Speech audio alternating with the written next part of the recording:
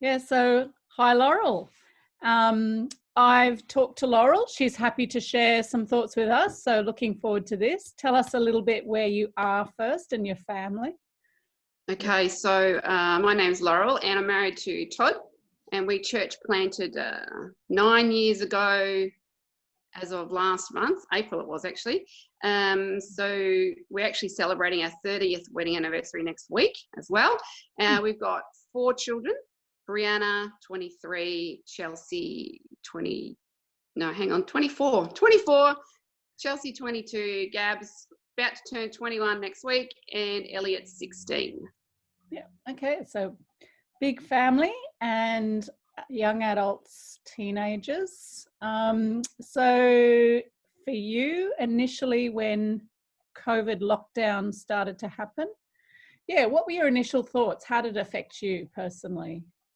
Yeah, look, I'll be really truthful. My first response was, wow, this is a holiday. I'm going to have some respite. I really did. I actually thought the timing was great for me. Menopausal, just struggling a little bit myself. So for me, it was actually a relief to have that rest. But initially, apart from the confusion bit, everyone's like, oh, what are we doing? But yeah, initially that's sort of how I felt. For our family, it meant our eldest daughter came back from Brisbane. She didn't really want to be, so she'd been stood down from her job, so her job will come back, but stood down, didn't want to be on her own for all that time. So she drove down in one day, and she stayed with us those 8 weeks. So for us initially, that we had amazing family time together. We did some fun stuff like set up badminton, table tennis, board games, went bunny shooting. It was a bit crazy. And having my husband home on a Saturday night, how could you not enjoy that? Like as in home, mentally, physically, every way. So yeah, that was beautiful. And you mentioned a couple of unexpected benefits or some good things that happened, not as bad as you thought kind of things happening for church. Can you mention a couple of those? Yeah, so obviously there's lots and lots of great things that have come, and one of them, or a number of them are, but I'll start with a few. We had our people just really step up. Like, can we do the music? Can I do the kids' church program? Like, we didn't even actually have to ask. And they've edited themselves and they've put it, just sent it to us. And then, God graciously provided about 2 weeks before we started a PA for Todd. Turns out she's this amazing IT, so she could knit our whole services together. I am not IT at all. I could not have helped Todd one little bit. So, God was really gracious in providing people. Another guy started another program called Q&A, which goes up every week. There was lovely people that really stepped up. So that was a great blessing, just seeing people really use their gifts for God, because we've got no paid staff except Todd. So these are all volunteers. Another amazing thing, we've got a church of around 90 people. So we've got about 45 family units, so to speak. And we've noticed since putting them up online, we have about, on average, 170, 180 people viewing. So we know that how that works is, even if there's 6 people in one household viewing, it's still only considered as one view because it's coming under the one internet. So yeah, we were like, who? We've discovered people overseas that had heard about us, and it's been really interesting. So, and that's sort of been consistent. So that's been a blessing. A new convert, wow. How did that happen? Jesus.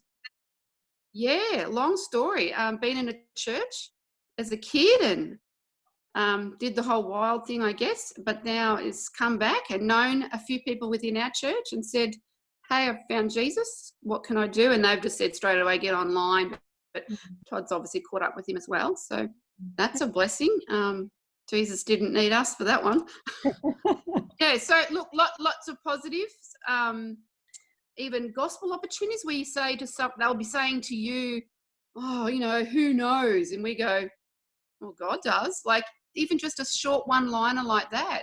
Yeah, Just okay. able to say, who knows?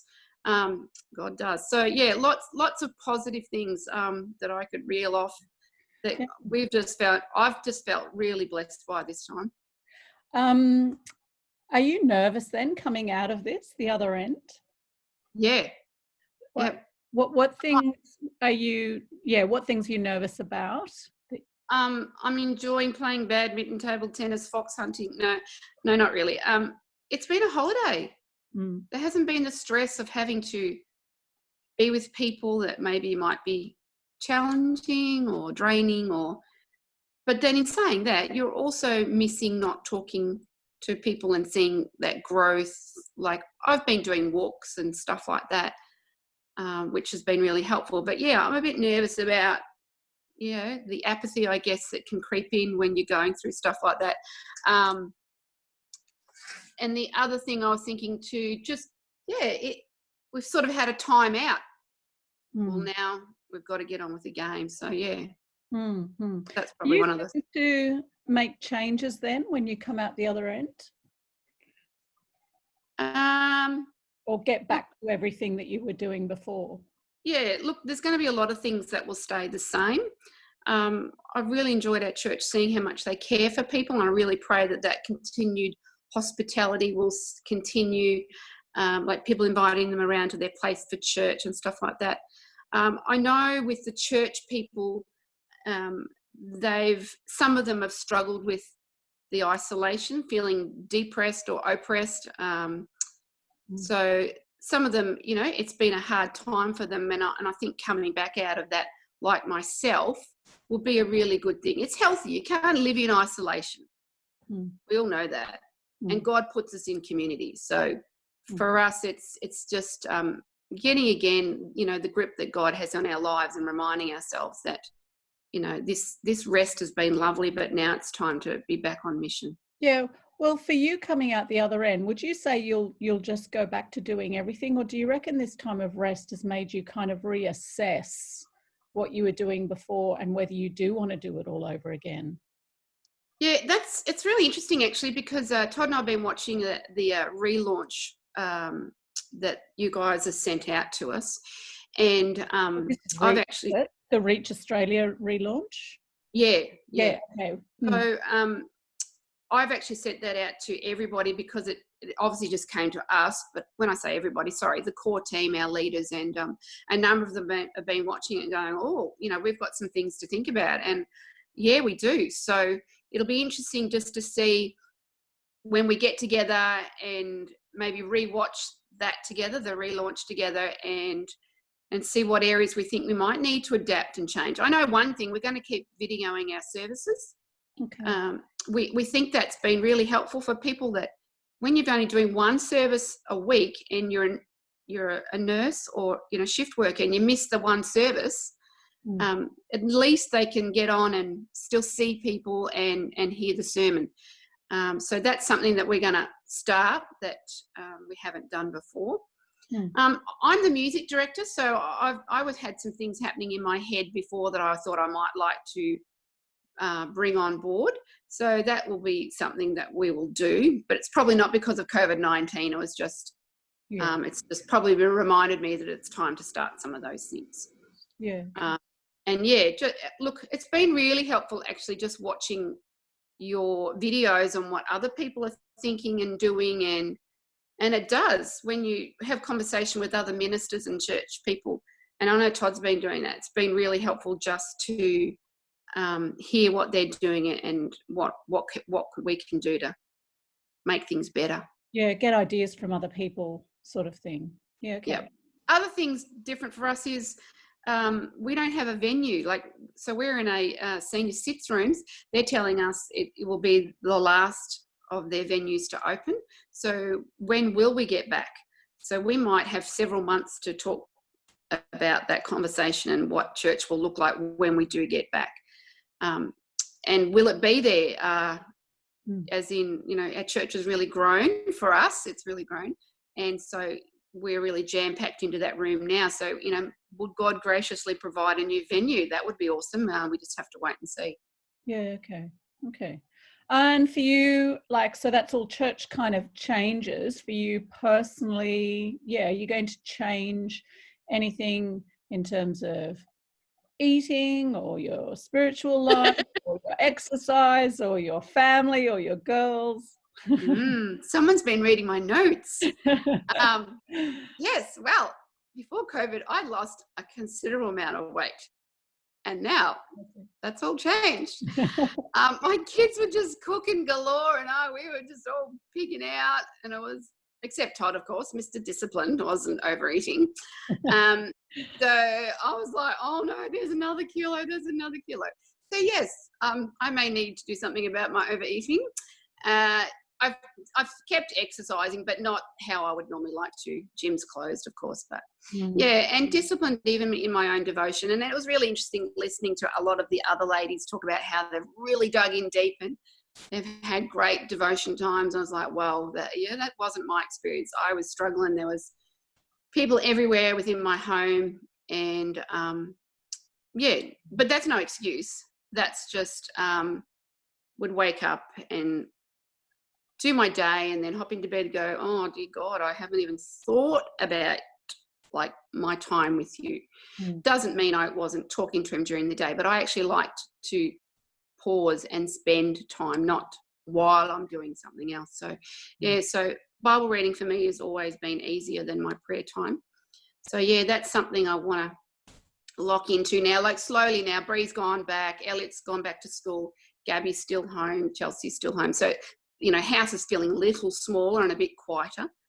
So that is more conducive and less interruptions. So yeah, and other things, look, for me, even though I'm an extrovert, I've got to probably, just be thinking about women I need to care for and encouraging those in leadership, how I can encourage them in their role as well. So just finally, what's the kind of mental message you have in your own head that you tell yourself that keeps you doing ministry and not just deciding to go bunny shooting or whatever it was you were doing? Badminton. How do you keep yourself going and picking up things and doing ministry? Yeah, it's been really interesting. This week Ravi Zacharias passed away, and whenever you hear of a death, this guy's now standing before the Lord. He's rejoicing in his presence, but, it's what he done for the Lord that counted, the mission that he was on. He was a true man of God, and it just reminded me again that, I need to make sure my life counts for Christ and how that looks, and not allowing fear to stop me from talking about God. Even the other day when I was having a meeting and this guy goes, oh, who knows? And I just want to say, even though I've said it before, God knows. I just stalled. He's, a bit of an academic guy and professional. I just thought, oh, is this the right time and place? And I just thought, you know what, I've got to stop allowing the devil to discourage me from being on mission. And when I feel to say things, be bold, be courageous. People's lives are at stake. There is an eternity. And I've just been really challenged by, that thought about whether it's COVID-19 that kills people or it's just old age, we are all going to die. And that's the good news that we're supposed to be sharing with people. So I've been challenged by that today, and always, like, it's always something that you've got to keep stirring yourself, keep reminding yourself. COVID locked us all down, and I actually thought we realised just, how many clothes we didn't need, or how many activities we really needed to keep, content. But the gospel message hasn't changed, and the fact that people are still going to be dying, there's a mission that we're on, and we've got good news. We've got Christ. We need to proclaim him, and how that looks is up to each individual. But we want to be able to equipping our people at church. This life is not for now. We are building for eternal purposes, not for monetary or family, or not allowing these things to become idols in our lives. But yeah, on mission. That's very, very helpful to hear your thoughtfulness and all the stuff that you're thinking about. Thanks very much, Laurel. No worries.